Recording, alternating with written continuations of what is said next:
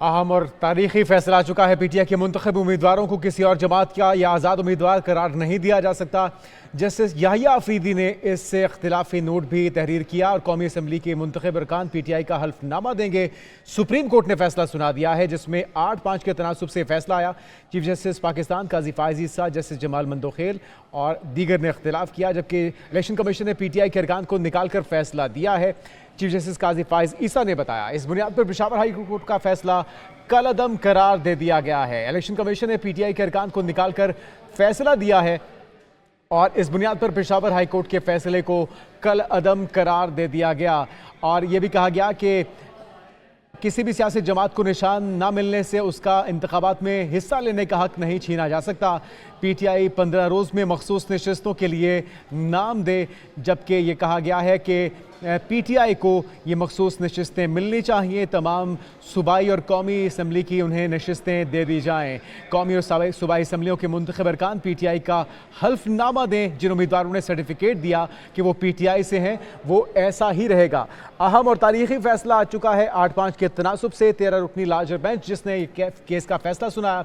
Justice Yahya Afridi की तरफ से इख्तिलाफी नोट लिखा गया है। पीटीआई पार्लियामेंट और सूबाई असम्बलियों में बतौर जमात करार दी गई है। सुप्रीम कोर्ट ने इस फैसले में करार दिया है, जबकि चीफ जस्टिस काजी फायज ईसा, जस्टिस जमाल, नईम और दीगर की तरफ से इख्तिलाफ किया गया। इलेक्शन कमीशन ने पीटीआई के अरकान को निकालकर फैसला दिया। चीफ जस्टिस काजी फायज ईसा की तरफ से ये कहा गया इस बुनियाद पर पेशावर हाई कोर्ट के फैसले को कल अदम करार दिया गया है।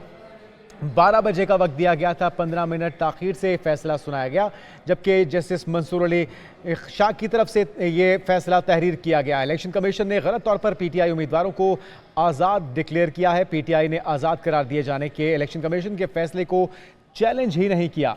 इलेक्शन कमीशन ने अपनी जिम्मेदारी पूरी नहीं की। चीफ जस्टिस पाकिस्तान की तरफ से कहा गया पीटीआई बहैसियत जमात मखसूस नशिस्तें हासिल करने की कानूनी हैसियत रखती है। राजा खालिद कानूनी माहिर हमारे साथ मौजूद हैं, उनसे इस हवाले से मजीद बात करते हैं। राजा खालिद साहब, किस तरह से देखते हैं कि अब एक बार फिर से पीटीआई को यह हक दिया गया है कि मखसूस नशिस्तें उनके हिस्से में आनी चाहिए, लेकिन अब इस मामले का क्या होगा? जो अरकान सुन्नी इत्तेहाद काउंसिल का हिस्सा बन चुके थे, तो अब क्या कोई नया आईनी बहरान पैदा हो सकता है या फिर सुप्रीम कोर्ट ने सुलझा दिया ये मामला? देखिए, मेरे ख्याल में सुप्रीम कोर्ट ने सुलझाने की बजाय मैं माजरत के साथ अर्ज करता हूं कि सुप्रीम कोर्ट ने इस मामले को मजीद उलझा दिया। आर्टिकल 51(6) की जो डी क्लास है वो बड़ी क्लियर है कि ये जो रिजर्व सीट्स हैं, इनमें वुमेन सीट्स हैं या जो भी माइनॉरिटीज की सीट्स हैं वो उन ही पार्टीज को दी जा सकती हैं जो लिस्टेड है, और उन पार्टीज को दी जा सकती है कि जिन्होंने अपनी जो रिजर्व सीट्स के हवाले से लिस्ट हैं वो इलेक्शन कमीशन को विद इन टाइम प्रोवाइड कर दी थी। अब यहाँ पर इंटरेस्टिंग बात यह है कि सुन्नी इत्तेहाद काउंसिल के कॉन्स्टिट्यूशन में लिखा हुआ है कि कोई गैर मुस्लिम उनका मेंबर नहीं बन सकता। ये जो 10 अक़लियती मेंबरान हैं इनका क्या होगा? ये अपनी जगह पे एक सवाल है, सवालिया निशान है। फिर मैं समझता हूँ कि जो हमारा इलेक्शन एक्ट के नीचे जो रूल्स बने हैं 2017 के, उसके रूल 92 से लेके 96 तक, उसमें बड़ी शरारत के साथ आर्टिकल 51 की वजाहत की गई और सारा प्रोसीजर ले डाउन किया गया कि किस तरह इन रिजर्व सीट्स को फिल किया जाएगा। तो आज मैं समझता हूँ कि फिर एक दफा कॉन्स्टिट्यूशन को रीराइट किया गया जो इस मुल्क को मजीद बहरानों की तरफ लेके जाएगा। इससे पहले आपको पता है कि 63A जो आर्टिकल है कॉन्स्टिट्यूशन ऑफ पाकिस्तान, वो रीराइट किया गया था बंदियाल साहब के दौर में एक मखसूस बेंच ने।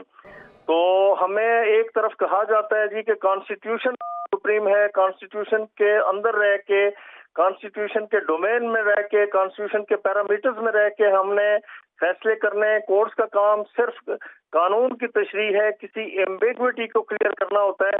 ये ऐसे नहीं हो सकता कि आप कॉन्स्टिट्यूशन को रीराइट कर सकें। इस हद तक को थी कि ये सीटें शायद किसी भी पार्टी को ना मिले और इसी तरह ये छोड़ दी जाए, यानी बगैर किसी उसके राजा खालिद साहब